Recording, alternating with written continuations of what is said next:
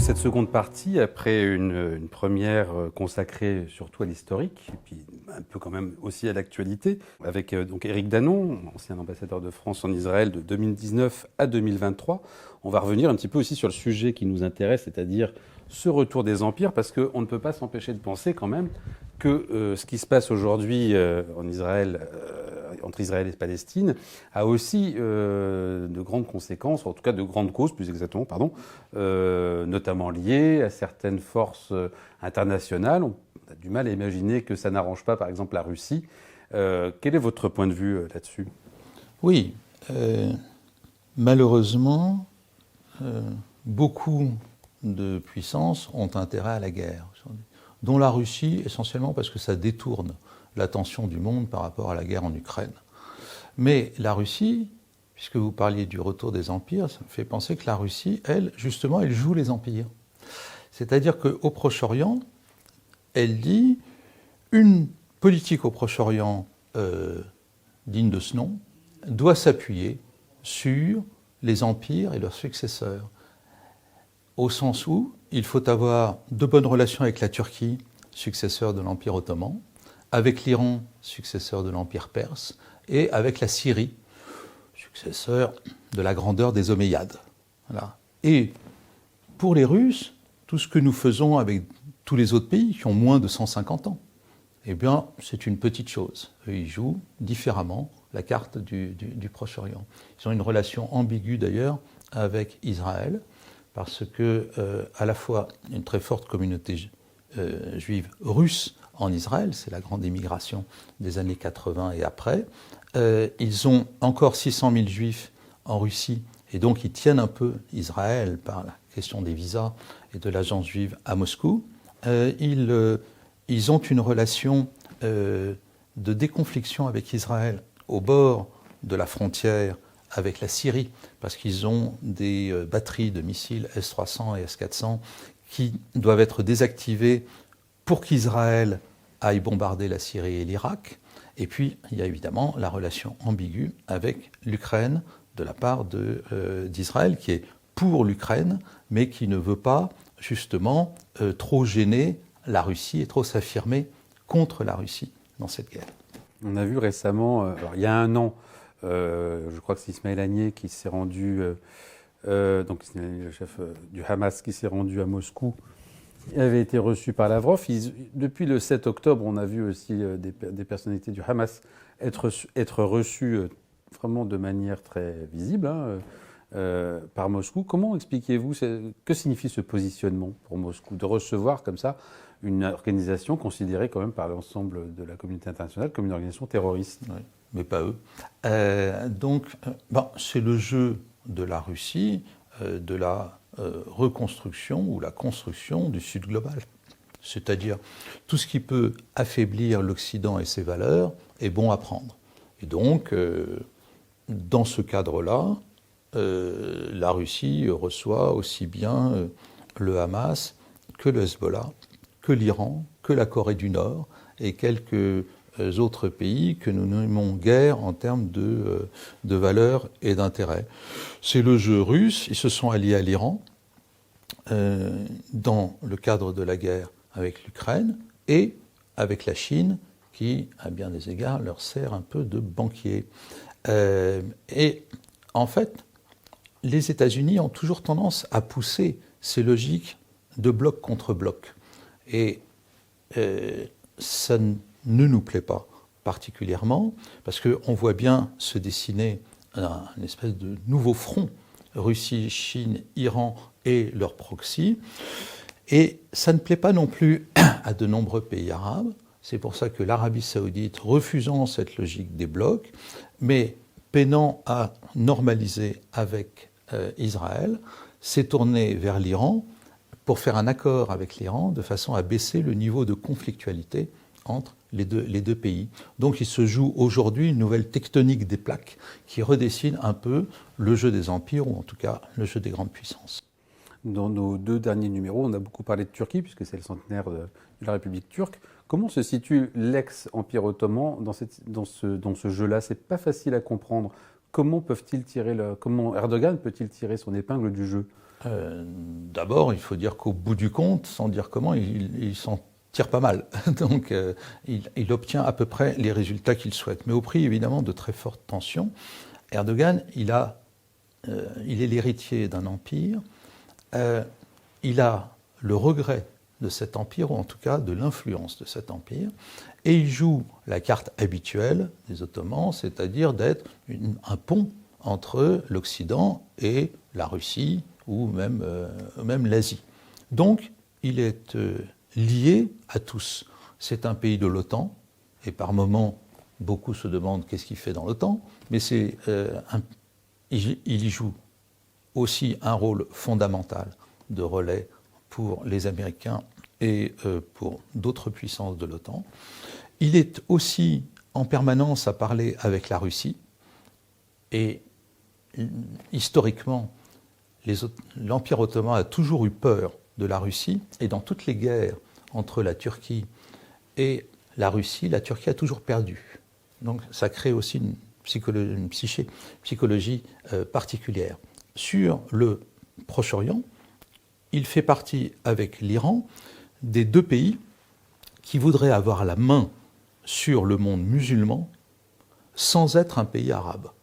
C'est là la difficulté. Alors lui, il voudrait bien avoir la main sur le monde musulman sunnite et l'Iran sur le monde musulman chiite, mais à travers cela, surtout géopolitiquement, sur l'ensemble des pays arabo-musulmans.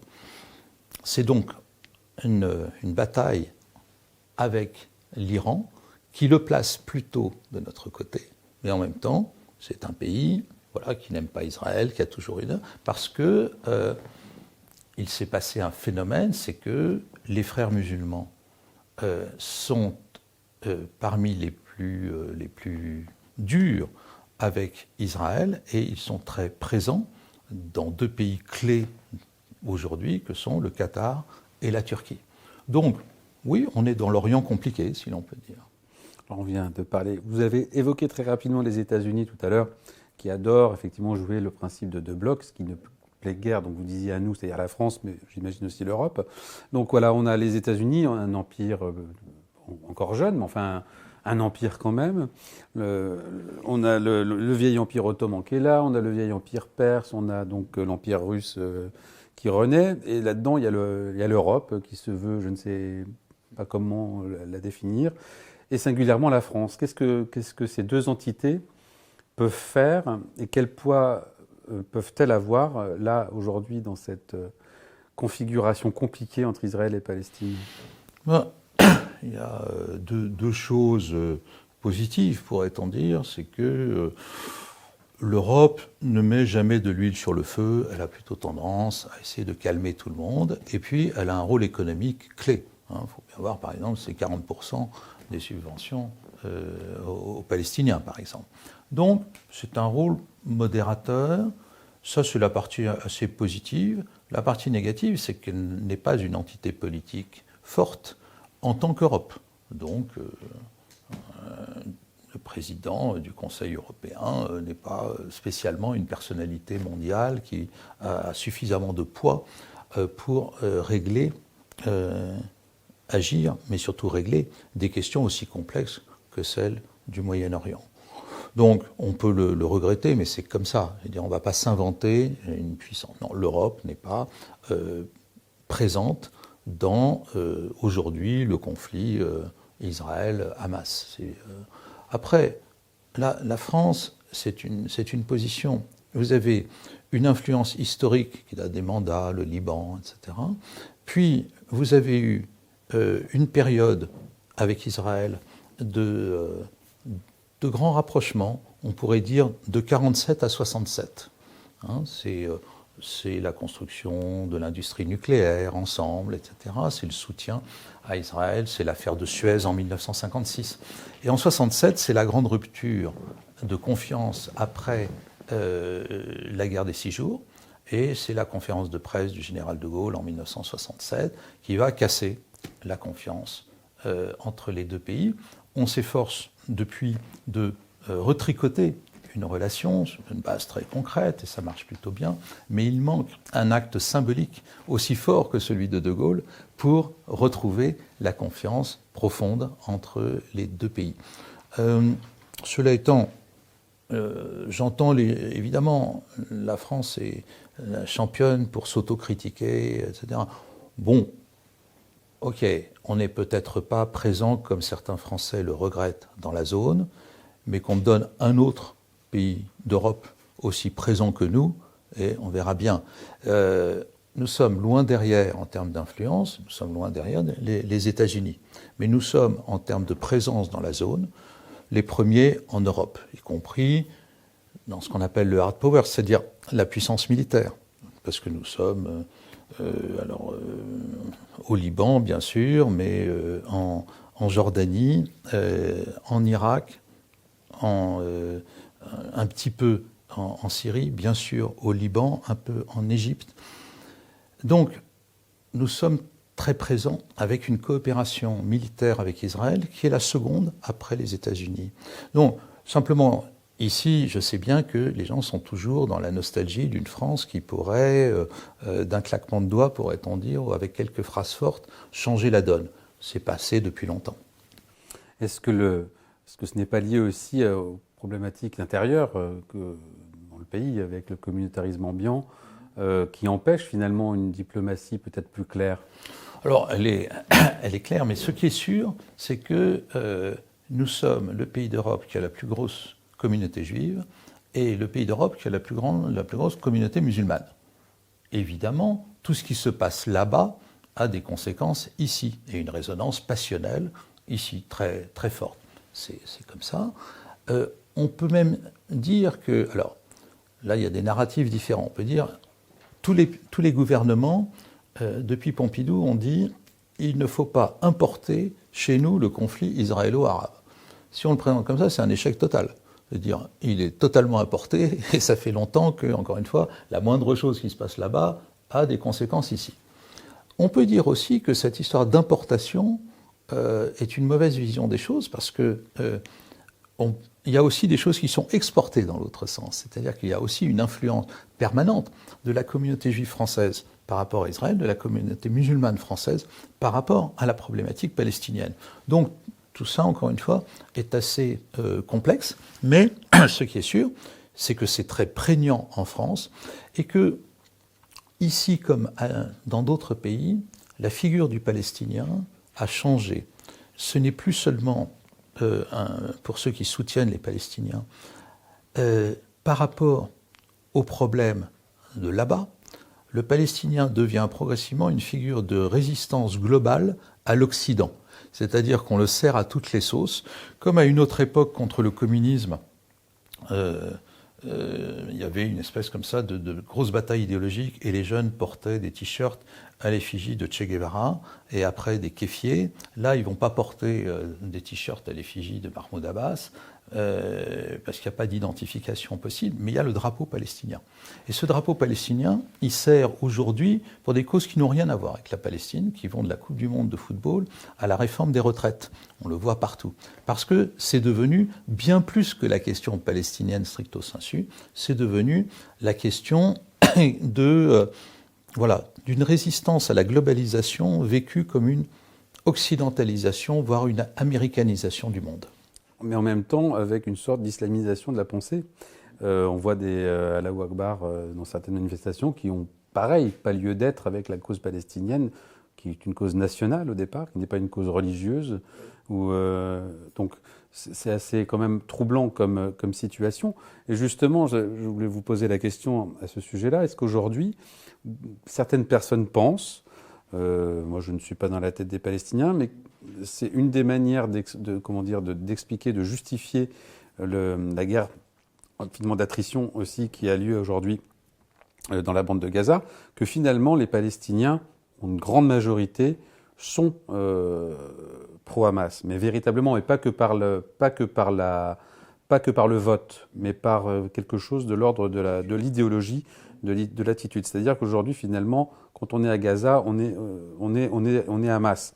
Est-ce que là, en tant que diplomate, par rapport à votre travail, qu'est-ce Qu'est-ce que vous savez de ça? Est-ce qu'on peut penser comme ça par rapport à Gaza? Je pense que vous avez deux narratifs extrêmes opposés. Le premier qui dit, au fond, les Gazaouis sont tous ou à peu près pro-Hamas et ils ont voté pour eux, ils ne les ont jamais chassés et certains ont agi dans la guerre récente comme étant totalement pro-Hamas. C'est par exemple ce que dit le président de l'État d'Israël, Yitzhak Herzog, qui vous dit, en gros, il n'y a pas de Gazaouis innocents. Ça, c'est l'extrême d'un côté. Généralement, c'est le narratif des pro-israéliens. De l'autre côté, les pro-palestiniens vont dire exactement le contraire, c'est-à-dire séparer les deux, en disant surtout, et vous avez des personnalités françaises qui s'échauffent sur le sujet, il faut distinguer le Hamas de la population civile gazaoui. Comme s'il y avait une innocence complète et que le Hamas avait fait le malheur des Gazaouis et voilà. Évidemment, la vérité est entre les deux. Et comme il n'y a pas de sondage, il n'y a rien, etc., on peut estimer qu'il y a peut-être une légère majorité de Gazaouis qui sont pro-Hamas, mais c'est même pas sûr, parce que les sondages que nous avons sont très partiels, faits dans des conditions un peu spéciales, mais en tout cas, il est aussi faux de dire l'ensemble des Gazaouis est totalement pro-Hamas que de dire les Gazaouis sont contre le Hamas qui n'a jamais fait que leur malheur et au fond ils le subissent, mais ça fait longtemps qu'ils n'en veulent plus. Les sondages que nous avions faits il y a 1 an, en cas d'élection dans les territoires palestiniens, montraient que le Hamas gagnerait en Cisjordanie, mais que, en fait, le Fatah aurait gagné à Gaza, tellement les Gazaouis ne supportent plus le Hamas. Bref, chacun choisissait l'autre, pourrait-on dire, celui qui pilotait dans l'autre partie des territoires. On n'en sait rien. Comme toujours, la guerre va radicaliser les positions. Et au bout du compte, quelle que soit l'issue de cette guerre, et personne n'a l'idée de ce qu'elle va être encore, eh bien, il faudra repartir sur la base nouvelle, qui est que de toute façon, le Hamas ne peut pas rester à Gaza. Dans quelle mesure Israël ne risque-t-il pas de se faire rattraper par la police aussi à un moment ou à un autre? Il y a un risque qu'il connaît, qu'il mesure, mais là on est je vais être contre l'opinion de toutes les ONG, de beaucoup d'observateurs. À ce stade, il y a un risque, mais il n'y a pas encore de rupture. Alors certains vont hurler en disant « mais si, c'est un... » Parce qu'on sort dans la guerre qui exacerbe les passions, on sort les grands mots. Crime de guerre, crime contre l'humanité, génocide, et en plus apartheid qui vient de longtemps.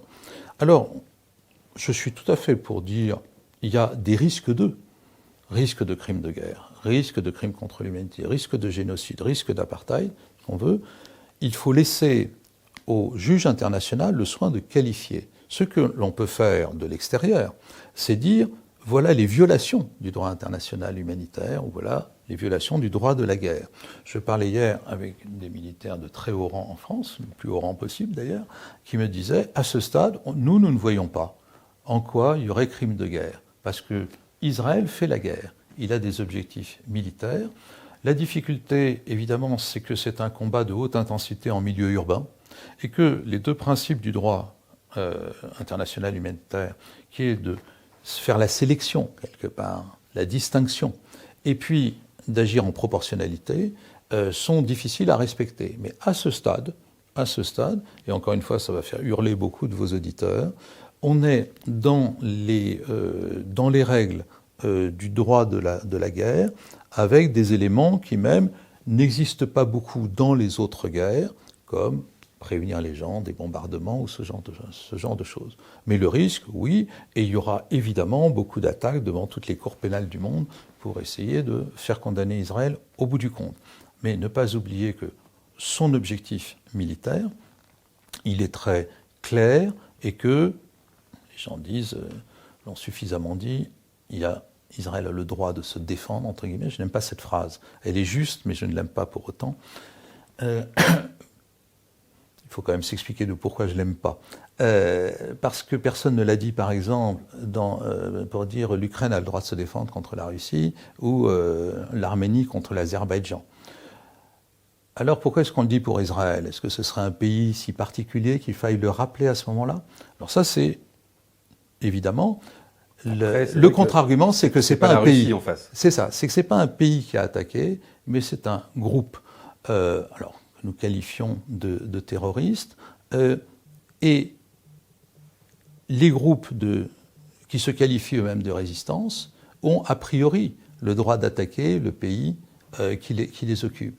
Mais dans ces cas-là, en droit, le pays a évidemment le droit aussi de se défendre suivant le type d'attaques qui ont été menées. Et lorsqu'on voit le type d'attaque du Hamas aujourd'hui, alors il n'y a pas d'ambiguïté sur le fait qu'Israël a le droit de se défendre contre cela. Mais pour moi, mais peut-être par habitude, ça me paraît tellement évident que le fait de le dire renvoie à quelque chose en creux qui me gêne, d'abord sur le statut même d'Israël, mais ce serait compliqué de rentrer trop là-dedans.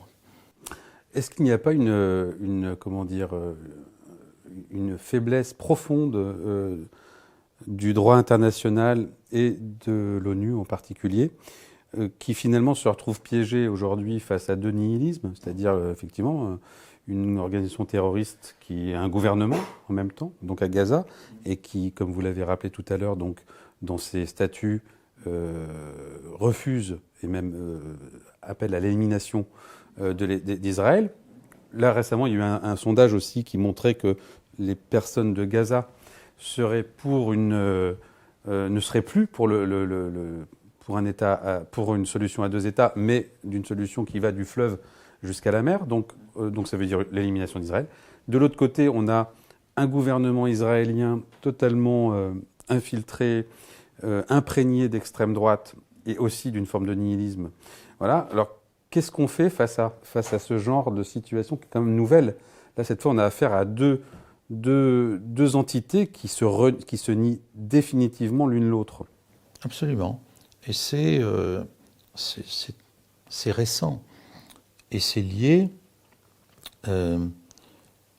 au fait que les solutions politiques autour des années 2000 ont échoué, que vous avez depuis, effectivement, une radicalisation des deux côtés, genre, ça sert à rien, l'autre ne veut pas la paix, en réalité. Voilà.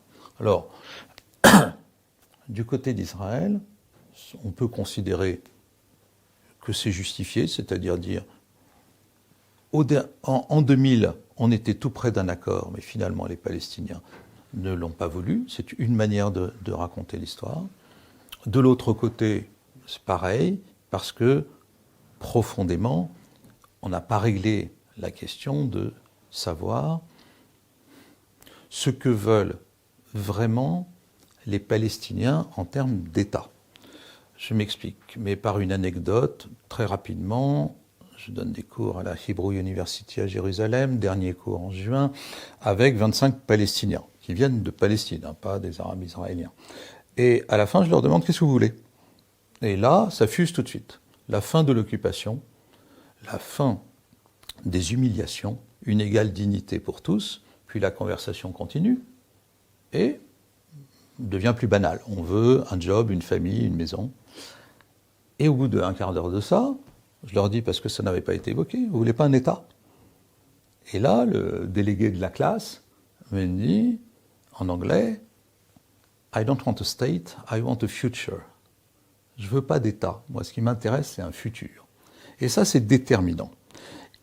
La moitié de la population palestinienne a moins de 25 ans. Ils n'ont jamais eu d'élection, eux. Ils ne savent pas ce que c'est. Pour eux, un État, ils ne savent pas ce que c'est. La mémoire de leur famille, c'est une gouvernance ottomane, puis une gouvernance britannique, puis une espèce de Pax Israëla sur eux. Ce n'est pas leur préoccupation. Ils veulent sortir de l'impasse dans laquelle ils sont en termes d'avenir à la fois personnel et collectif. Donc, je dirais presque que la problématique de l'État est une problématique de chancellerie aujourd'hui et pas de la population palestinienne elle-même, en tout cas pas pour les jeunes. Le deuxième aspect, et je termine avec ça, c'est, alors là, évidemment, ça va soulever des polémiques, donc je le dis rapidement parce que je suis devant un micro et qu'on n'a pas le temps, parce que ça prendrait des heures d'expliquer ça. C'est quoi le peuple palestinien ? Jusqu'aux années 63-64, il n'y a pas de peuple palestinien. Il y a des Palestiniens, mais ils ne font pas peuple. Les gens ont souvent du mal à comprendre ça, et je donne l'exemple, je veux dire, tous par exemple dans cette salle, nous sommes des Européens, il y en a 500 millions des Européens, c'est pas pour ça qu'il y a un peuple européen. C'est pas parce que vous êtes né, que vous faites dans un endroit, que ça fait peuple. En 63-64, Yasser Arafat prend la situation telle qu'elle est, il dit il y a des familles, des clans, des tribus, tout ce qu'on veut, et il dit on va faire un peuple avec ça. Mais il faut les réunir autour de quelque chose. Et comme ils n'ont pas grand-chose en commun, il va trouver pour les réunir le fait de lutter contre Israël. C'est-à-dire que dans la charte, article 2 de la charte de l'OLP et 6 de la charte du Hamas, le but même du peuple palestinien, c'est de reconquérir la terre d'Israël. Ça va partir comme ça va changer après sur le fait que c'est caduc, etc. Mais il restera que la valeur d'un homme en Palestine se juge encore aujourd'hui à sa capacité à combattre Israël, d'où la récompense pour tous les gens qui tuent un Israélien et s'ils sont tués eux-mêmes pour leur famille. Et ça, c'est bien, on peut concevoir de réunir un peuple sur une valeur négative, chasser l'étranger, mais comme l'explique très bien Ho Chi Minh, ça ne marche que si on gagne. Le problème, c'est qu'est-ce qui se passe si on perd ? Et les Palestiniens ont perdu. Tout le monde le sait, mais personne ne veut l'admettre publiquement. Ils ont perdu cette guerre, là. Ils ne vont pas récupérer la terre d'Israël, etc. Et donc, la jeunesse palestinienne, elle est en plein désarroi par rapport à ça. Ils me l'ont dit 25 fois. Nos pères ont perdu la bataille, donc il faut continuer le combat. Ou nos pères ont perdu la bataille, donc il faut faire autre chose et construire à notre tour un pays. Il me semble que notre rôle est de pousser les jeunes à construire un pays plutôt que de continuer à se battre contre Israël. Peut-être que cette guerre va changer un peu les mentalités et pousser les Palestiniens, plutôt que d'essayer de récupérer un territoire grand comme 3 départements français, de construire chez eux quelque chose s'ils le souhaitent. Mais pour ça, il faudra aussi changer les dirigeants des deux côtés, parce que ne sont pas De Gaulle et Adenauer qui veulent. Du côté israélien, on ne pourra pas construire ce type de dynamique avec Netanyahou et son gouvernement. Du côté palestinien, on ne peut pas non plus construire avec les dirigeants actuels, que ce soit l'autorité palestinienne et a fortiori du Hamas. Il faudra donc qu'à l'issue de la guerre, on arrive à mettre des gens, j'allais dire de bonne qualité et de bonne volonté, pour construire autre chose que ce que l'on voit aujourd'hui. C'est joli sur le papier, mais tout ça va dépendre de la façon dont la guerre se termine. Et qui va vouloir aider les Palestiniens à construire ? Car comme je l'ai dit, les pays arabes, ça ne les intéresse pas. Le Nord est dévalué, il n'y aura pas ni la Russie ni la Chine. Le seul pays qui me semble intéressé à construire avec les Palestiniens, à les aider profondément, c'est-à-dire sur plusieurs générations et en payant cher, c'est l'Arabie Saoudite. C'est ce que j'allais vous dire justement par rapport à ce que vous avez dit tout à l'heure dans la première partie de notre podcast. On parlait justement du rapprochement possible entre la Mecque et Jérusalem. Est-ce que ça paraît une dimension un peu ésotérique, etc. Néanmoins, moi je pense que si cela aboutissait, ça donnerait effectivement à l'Arabie Saoudite un rôle tout à fait nouveau sur le plan diplomatique, qu'elle n'a pas encore pris, mais qui ne pourrait exister qu'à partir de ce moment-là, j'allais dire. Est-ce que donc ce rôle de l'Arabie Saoudite dont vous parlez, moteur, ne peut exister vraiment qu'à partir du moment où on arrive à ce rapprochement entre Jérusalem et la Mecque, qui effectivement d'un point de vue symbolique est quand même très très fort. Oui. Donc on aurait un accord politique entre Riyad et Jérusalem, avec une conséquence religieuse entre la Mecque et Jérusalem. Oui, on verra bien si l'histoire accepte un tel scénario. Mais c'est le scénario, alors que les accords d'Abraham ne changent rien à la problématique palestinienne, tels qu'ils sont aujourd'hui, avec les 3 pays, Émirats arabes unis, Bahreïn et le Maroc. C'est pour ça d'ailleurs que le Quai d'Orsay ne les aime pas beaucoup, parce qu'il dit que ça ne sert à rien puisque ça ne règle pas la question palestinienne. Non, mais ils n'ont pas été conçus pour. En revanche, s'il y a l'Arabie saoudite, oui. Parce que Mohammed Ben Salman, le prince héritier, est le seul dirigeant arabe à avoir dit s'il y a normalisation avec Israël, 1 an après, on crée l'État palestinien. Et il prend tout en charge. C'est ça qui est intéressant parce qu'il a l'argent pour ça. Et on retrouve à ce moment-là, au fond, une possibilité de mettre en place dans les territoires palestiniens un peu ce qui s'est passé ailleurs dans le Golfe. Qu'est-ce qui s'est passé? En fait, grâce à l'argent du pétrole, ils ont commencé par le dépenser un peu bizarrement, en s'achetant des Rolls-Royce en or, et puis après ils ont fait quelque chose, la chose la plus intelligente qu'ils pouvaient faire, c'était d'envoyer leurs enfants dans les meilleures universités du monde entier et de leur apprendre à gérer un pays, à construire un pays. Aujourd'hui, vous avez Dubaï d'un côté et la bande de Gaza de l'autre. Donc, on voit où est la bonne méthode. Encore faut-il que quelqu'un soutienne cette démarche pendant 2-3 générations. Pendant ce temps-là, il se passe quoi en termes de sécurité pour Israël? Soit un pays comme l'Arabie saoudite, mais peut-être aidé par d'autres, assure à Israël une forme de garantie que les Palestiniens ne vont plus l'attaquer, etc. À ce moment-là, c'est jouable. Autrement, Israël va dire « mais non, ça ne me va pas en termes de sécurité, donc je vais m'occuper encore de la sécurité dans les territoires palestiniens ». L'optique d'aujourd'hui de Netanyahou à Gaza. Moi, je pense que,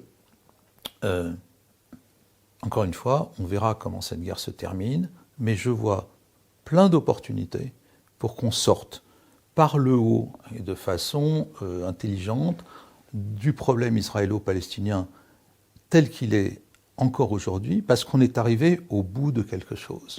Mais pour ça, il faut admettre que, par exemple, un pays comme l'Arabie saoudite, encore une fois, je suis dans un scénario très hypothétique, exerce une sorte de tutelle au début, et qu'on retrouve une forme diplomatique qu'on a complètement oubliée, qui va faire sourire beaucoup de nos auditeurs, qui est le protectorat.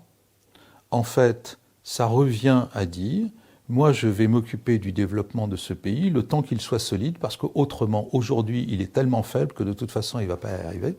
Et donc, il n'y aura pas de perspective politique suffisante pour la jeunesse pour se développer positivement et faire du peuple palestinien un vrai peuple avec des valeurs positives.